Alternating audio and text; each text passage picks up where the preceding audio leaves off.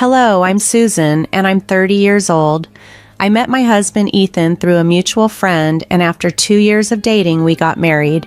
We haven't started a family yet, but we're thoroughly enjoying our life together. Ethan's family owns a thriving factory that employs about 50 people.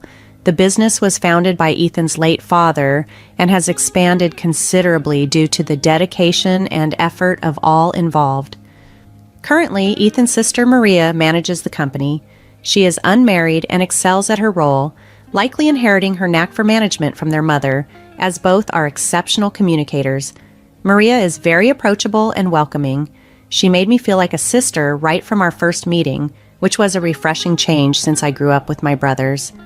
However, not everything is smooth. The factory operates close to our family home, and since my father-in-law passed, my mother-in-law has retired. She looks forward to our 2 p.m. coffee breaks, which I have come to dread. Anytime I am tasked with fetching her coffee, my spirits plummet. She uses these breaks to voice her discontent, often questioning why Ethan and I haven't had children yet, a topic out of our control. Her words can be cut. If I don't respond, she grows more irritated, making hurtful remarks about my worthiness as Ethan's wife, and even making morbid comments about my deceased parents. This tension stems from a misunderstanding that occurred when I first met Ethan's family. Upon learning that both of my parents had passed away, my mother from cancer when I was 8, and my father from a heart attack when I was 18, my mother-in-law was visibly shocked. My childhood was challenging, but my father raised my brother and me single-handedly. I deeply miss him, especially since he passed before I could truly show my gratitude for his sacrifices. Navigating these family dynamics has been tough, especially when confronted with my mother-in-law's harsh words. Yet, despite these challenges, the bond I share with Ethan and the kindness from parts of his family like Maria gives me strength. I cherish the new family ties I've formed and am learning to handle the more complex relationships with grace. People often express sympathy when they learn about my past, acknowledging the challenges I must have faced growing up without my parents. However, my mother-in-law's reaction was starkly different. "So, you might not live long either, huh?" she remarked once, stunning me with her blunt and insensitive words. During that uncomfortable moment, my husband Ethan was just as shocked as I was. Yet my mother-in-law continued to press the issue as if it were a matter of practical concern. At one point, as I was grappling with doubts about my place in the family, Maria, who had remained silent up to then, suddenly made her stance clear. Slamming her hand on the table, she interrupted the tense atmosphere, her voice cutting through the silence, forcing everyone to freeze. When my mother-in-law tried to seek affirmation from her, suggesting, "Right, Maria? You agree with me, don't you?" Maria responded with a frosty glare. "What are you talking about? Ethan chose Susan himself and she's wonderful. Why can't you support that?" Her words, firm and protective, surprised her mother, who held her in high regard, and it marked the end of the overtly harsh comments, at least in the presence of others. Still, the subtle digs didn't stop entirely. During our coffee breaks, when it was just the two of us, I could see the disappointment in my mother-in-law's eyes when I, not Maria, brought her coffee. Fortunately, Ethan and I didn't live with his family. We rented a nearby room, which spared me from constant exposure to her negativity, limited only to those brief interactions. Our brief reprieve from living under the same roof ended abruptly when a record-breaking hurricane wreaked havoc, leaving our room and several others in the building severely damaged. The ceiling leaked so badly that staying there became impossible. While trying to manage this crisis, Maria offered a solution with an innocent smile. "Why worry? Just stay with us. Your commute will be 25 seconds. Given the circumstances, we moved in with Ethan's family temporarily. "Welcome home, Ethan. It must have been tough, but Mom is happy we can live together again." My mother-in-law greeted us, displaying a warmth directed mostly towards her son. Ethan, however, mostly ignored her, his demeanor resembling that of a rebellious teenager. Then, noticing me, she remarked, "Oh, Susan, you're here too? I didn't notice because you're so quiet. Smile more." Her words, meant to be lighthearted, only added tension, reflected in Ethan's frustrated expression. The dynamic in the household was strained, yet this experience only emphasized the complex layers of family interactions and the resilience needed to navigate them. After moving in with my in-laws following the hurricane damage to our apartment, I faced the new dynamics of living under the same roof with them. To show my appreciation on our first night, I decided to cook dinner, preparing a simple yet hearty meal of bread soup and steak. Both my mother-in-law and sister-in-law complimented the meal, which eased some of my tension, and I felt a moment of genuine relief. However, an unexpected turn happened just as I thought dinner was winding down. My mother-in-law stood up, humming cheerfully, and retrieved a container from the fridge. She then generously topped her steak with its contents, which, to my surprise, was jam. This unusual pairing caught the attention of everyone at the table. My husband, sitting next to me, looked visibly disgusted, while Maria, with an eye roll, commented that no amount of persuasion could stop their mother from her peculiar food habits before bursting into laughter. Observing more closely, the sight of jam on a perfectly good steak was peculiar indeed. When you eat something salty, you crave something sweet, right? My mother-in-law explained, quite pleased with herself. Despite her enthusiasm, the thought alone was enough to give me heartburn. Noticing my hesitation, she encouraged me to try it, proclaiming it delicious. I managed a forced smile which did not seem to satisfy her. "I'm recommending it for a reason. You might live longer if you follow my example," she remarked cryptically before leaving the room. My husband and Maria quickly apologized for her odd behavior, explaining that she had an intense sweet tooth and never felt her day was complete without indulging in something sugary.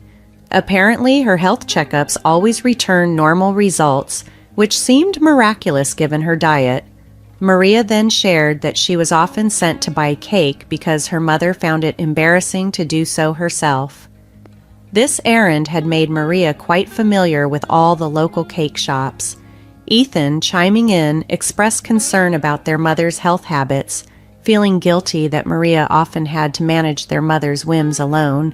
"Well, I think you guys will have to help out more from now on," Maria cheerfully declared, suggesting that we might be in for more lively interactions with my mother-in-law.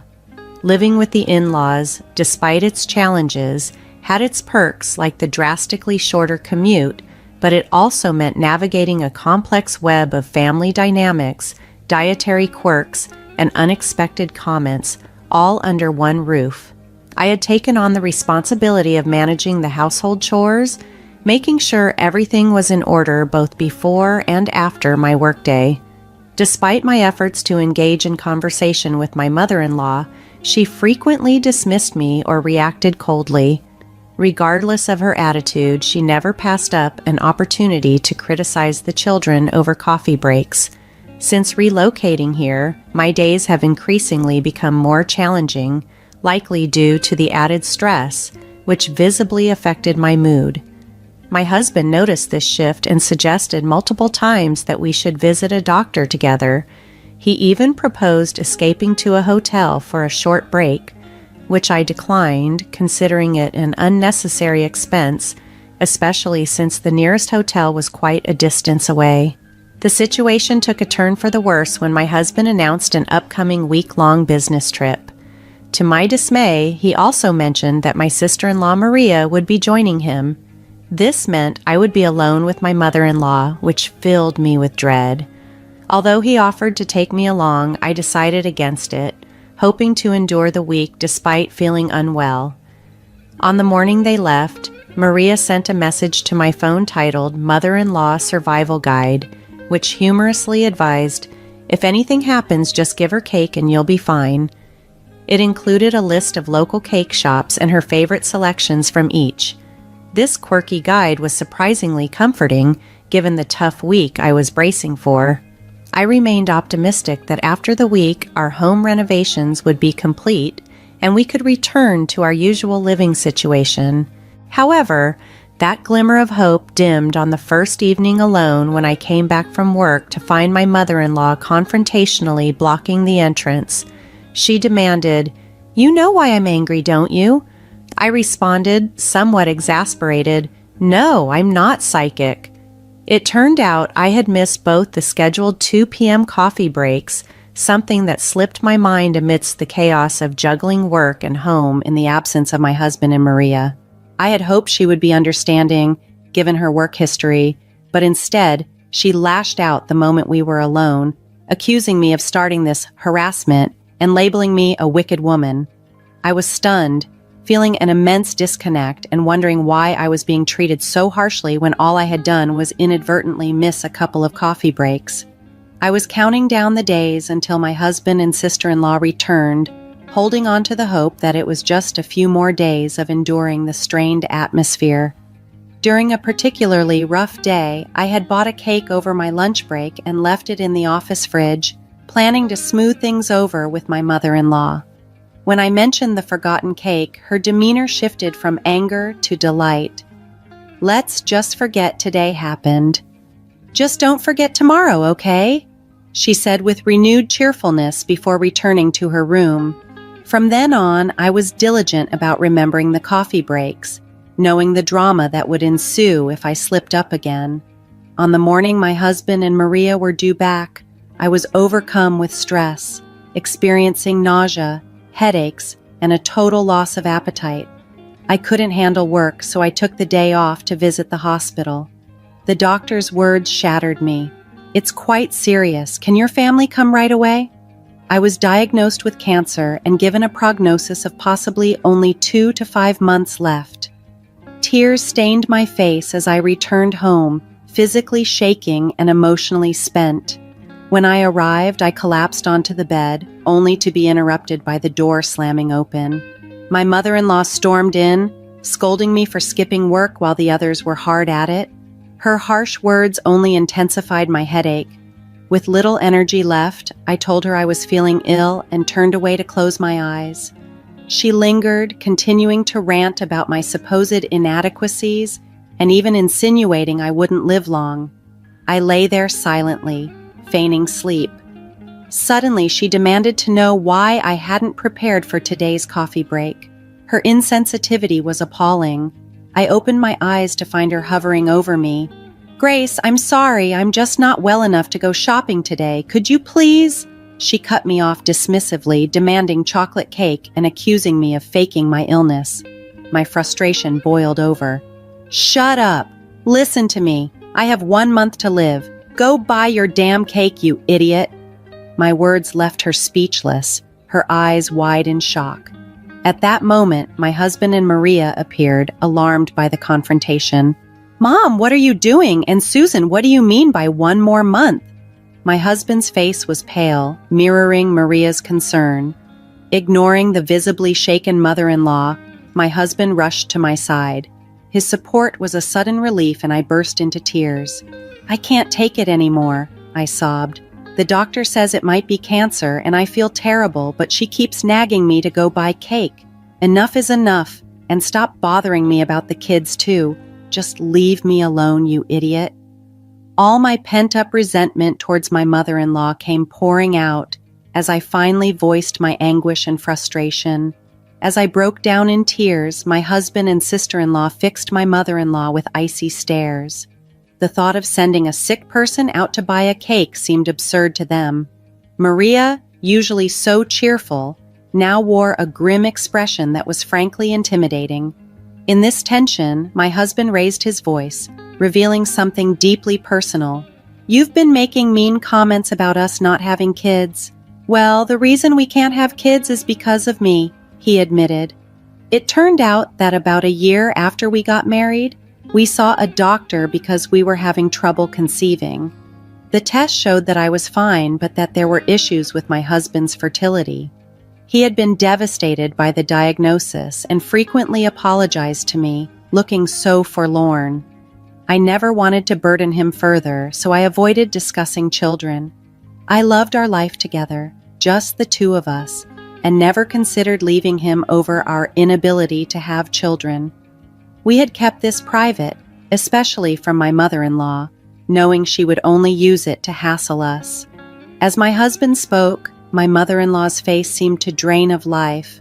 Just then, my phone rang. It was the hospital calling, and the tone was urgent. They asked us to come in immediately. The call ramped up my anxiety, and I began to cry again. "It's okay, Susan. Can you stand? I'm right here with you," my husband said, his voice thick with emotion. Together, we hurried to the hospital. When we arrived, we were quickly ushered into a room where not only the doctor but also the hospital director were waiting. They had shocking news. There had been a dreadful mistake. My medical records had been confused with another patient who had the same name and birth date. It was a misdiagnosis. I did not have cancer.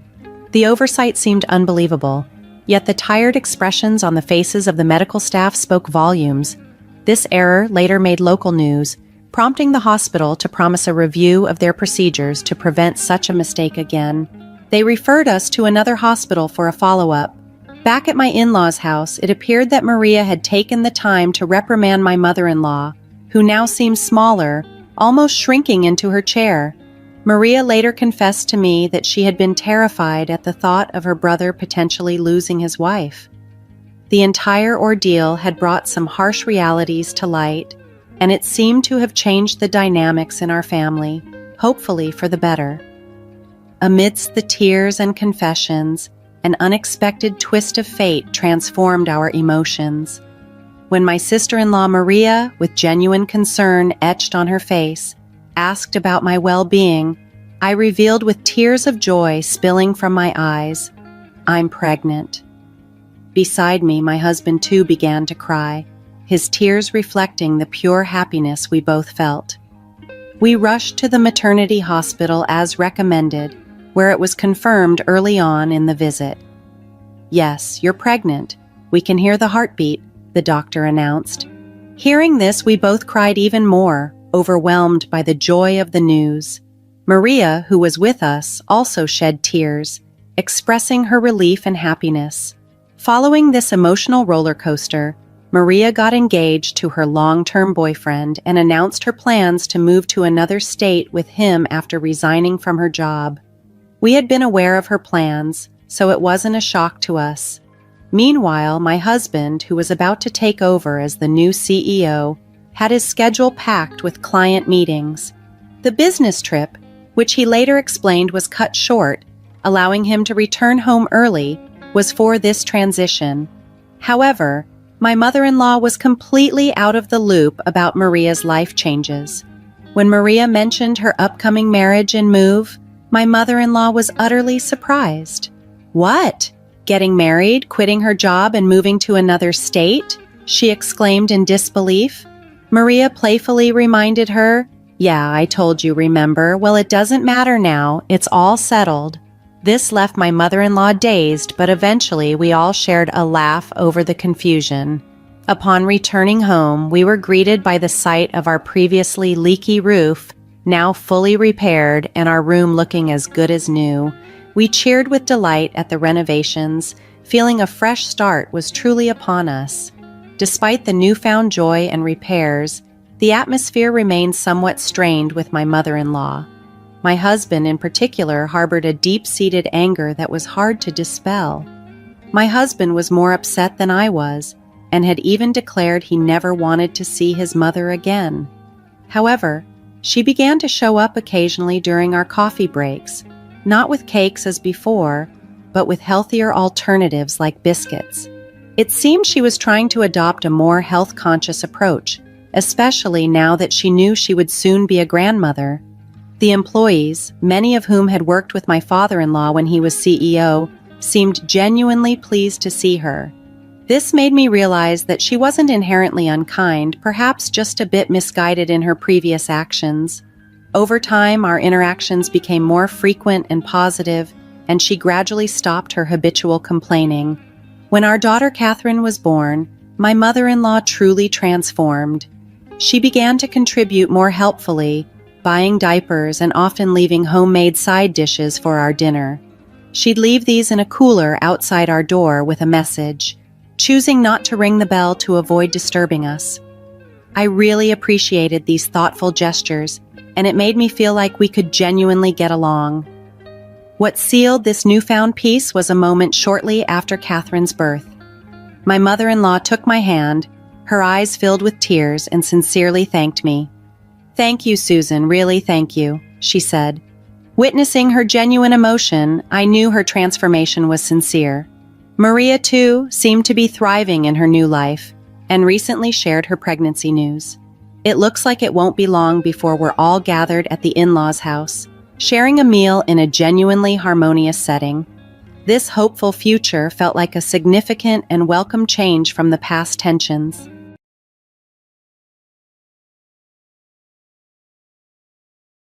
Don't just sit there like a princess. Pregnancy isn't an excuse to be lazy, my mother-in-law snapped, her voice slicing through the silence like a blade. Oh, don't think you can take advantage of me just because you're pregnant. I'll teach you how to clean your house. Come on, get ready, she barked, her words dripping with disdain. I swallowed my pride, my hands trembling with a mix of humiliation and anger as I grabbed the cleaning supplies she shoved into my arms.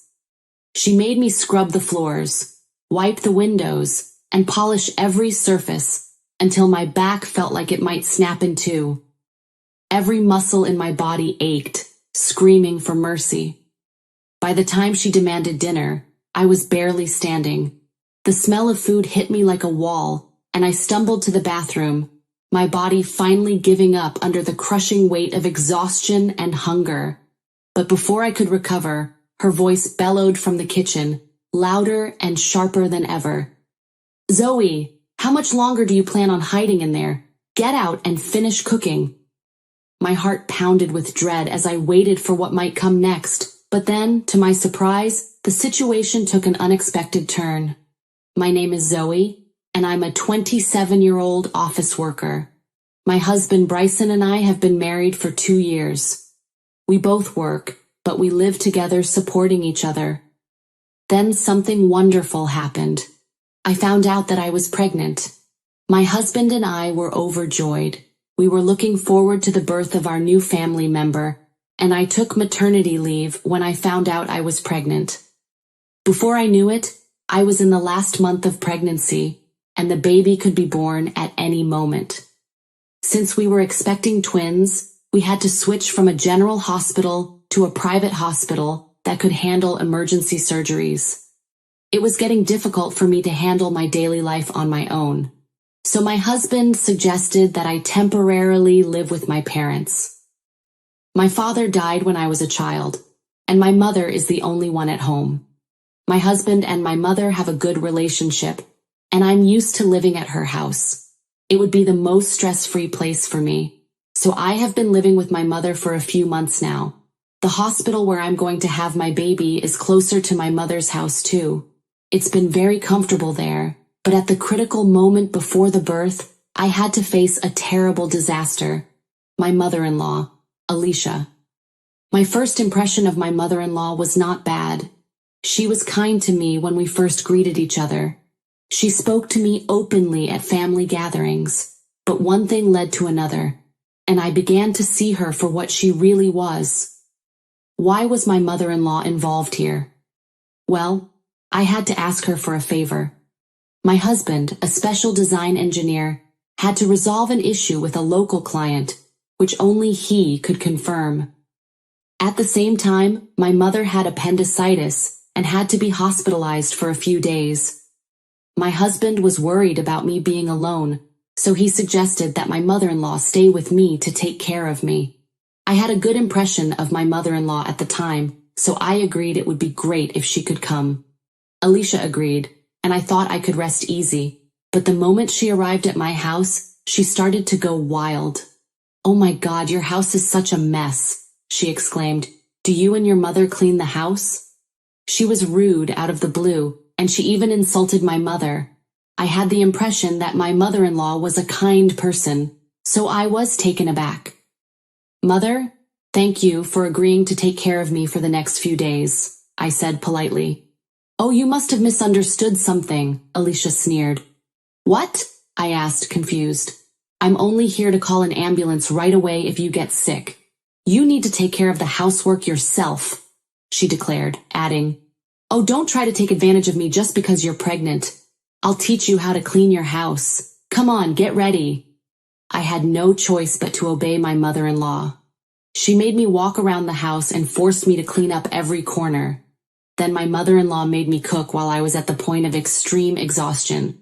The smell of the food was too much for my pregnant body. I rushed to the bathroom and threw up in the toilet.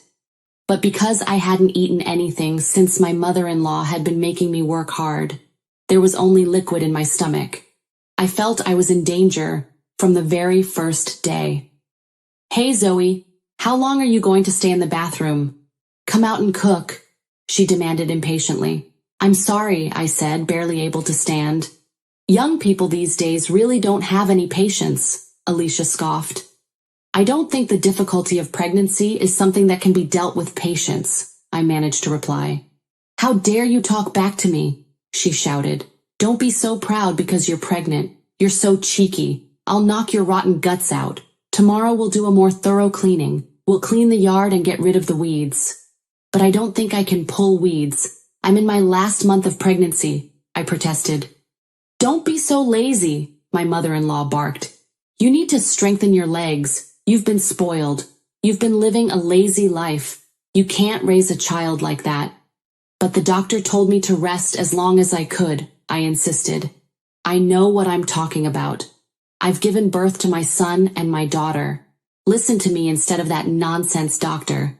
You can go to sleep today, but from tomorrow on I'll be more strict, so be prepared, she said with a grin. My mother-in-law didn't want to teach me. She was just enjoying giving me orders and abusing me. I thought that if I continued to listen to her, I might have a miscarriage, so I tried to resist as much as I could. That's enough. Of course it's right to listen to what the doctor says. What you're doing is just bullying your daughter-in-law, I told her firmly. How dare you? Alicia shrieked. I knew I couldn't trust you after all. What do you mean? I asked. I'm saying I can't trust a child from a single mother, she declared. They don't get a good education from their mothers. That's why I didn't want my son to marry you. I see. That's what you were really thinking, I said, stunned. Yes, that's right, my mother-in-law admitted. But you can at least give me grandchildren. As soon as you give me grandchildren, I'm done with you, she continued. What do you mean you're done? I asked in disbelief. Well, a separation and a divorce would be ideal. My son and grandchildren can come back to our house, Alicia said coldly. I understand your point, I replied. At best, I'll support you until the birth, she added. No, I've had enough, I said, finally reaching my limit. What are you talking about? Without me, the babies will be in danger. Don't be selfish and do as I say, my mother-in-law retorted angrily. Then my husband came home just in time. Hey Mom, what's going on? My husband asked. What? What do you mean? What? Why are you home? Didn't you go on a business trip? My mother-in-law replied, clearly surprised. Luckily, there was no problem and I could make it home in time today, so I came back. Then I got a message from Zoe asking me for help. I called her and asked her to stay on the line, he explained, his tone calm but firm. So, our conversation so far? My mother-in-law muttered.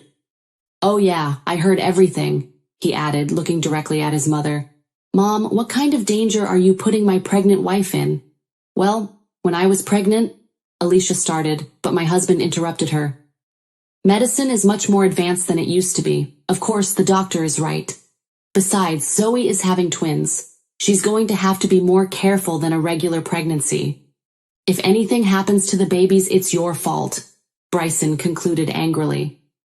Oh no, my mother-in-law exclaimed, looking visibly shaken. Besides, you made fun of Zoe's mother for being a single mother. I didn't know you were like that. You only judge things on the surface, my husband said, his voice growing colder. Well, it's the truth, isn't it? I don't trust single parents. I'm sure their kids don't have a good upbringing anyway, she replied dismissively. So that means I and all the other people who work for her mother aren't good people either? My husband challenged, his eyes narrowing. Whoa, what? She asked, confused. I told you that my mother is a business owner when we met with each other's families, I reminded her. I thought that was just some bar or something like that. I thought she was just trying to sound cool, Alicia muttered defensively. Oh, that's right, I uttered. I didn't know you had such a prejudice. I thought you were a bit more flexible in your thinking, Bryson shot back. Zoe's mom is the president of the company I work for. She was recently featured in a business magazine. It was originally her husband's company, but after he passed away, she took over the company. She's been running the company for over 20 years, he explained. Well, I didn't know that, his mother admitted. If you had known, you would have changed your attitude? That's bullshit. I hate people who change their attitude depending on the status of the other person. Basically, you've been making fun of Zoe and my mother-in-law all along, right? I don't want anything to do with you anymore. Besides, you put my babies in danger too. I'm cutting ties with you, Mom, he declared firmly. You can't do that, she cried. Don't ever show your face in front of us again, he replied, his tone final. Wait, I apologize, so please forgive me, my mother-in-law begged, her voice breaking. No, I won't forgive you. What you said to Zoe was terrible. I will never be able to forgive you. I'll tell Dad and my sister about this, Bryson replied coldly. Oh no, she whimpered, her hands trembling. Now after you hurt my family, get the hell out of here, he commanded, pointing toward the door. My mother-in-law's face was pale and my husband forced her to leave. I'm really glad he came back soon. If he had left me alone with my mother-in-law, I don't know what would have happened after tomorrow. After that, my mother-in-law went back to my parents-in-law's house. But my husband had told my father-in-law all about it, so my mother-in-law was not allowed in the house. Then my mother-in-law asked my sister-in-law for help, but my husband had also told this to my sister-in-law, so she refused to help her. My sister-in-law has some problems with her mother-in-law, although not as bad as mine, so she could not tolerate her own mother bullying me. My mother-in-law was abandoned by everyone in the family. She went to her father-in-law again and cried and pleaded with him. My father-in-law made her promise to never bully me again, and as my husband told her, never to get involved with us again. She was able to come back to the house then. He also told her that if she broke even the slightest promise, he would divorce her immediately. In addition, as punishment for what she did, he also ordered her to help him with his brother's farm for 3 months. My mother-in-law was forced to work in the heat of summer, reaching the limit of her physical strength. She really deserves it. Meanwhile, I gave birth to healthy twins. My mother was also discharged from the hospital and is happy to hold her grandchildren in her arms. My husband suggested that I stay with my parents for a while, until I get used to being a new mother. My husband and my mother both support me to raise the babies and do the housework. We have a strong sense of unity as a family, and we care for each other a lot, so we are able to live together in peace and tranquility. By the way, my husband's family members all come to visit us, except my mother-in-law. They're very happy to see our children. I hope to continue to live happily with all my family.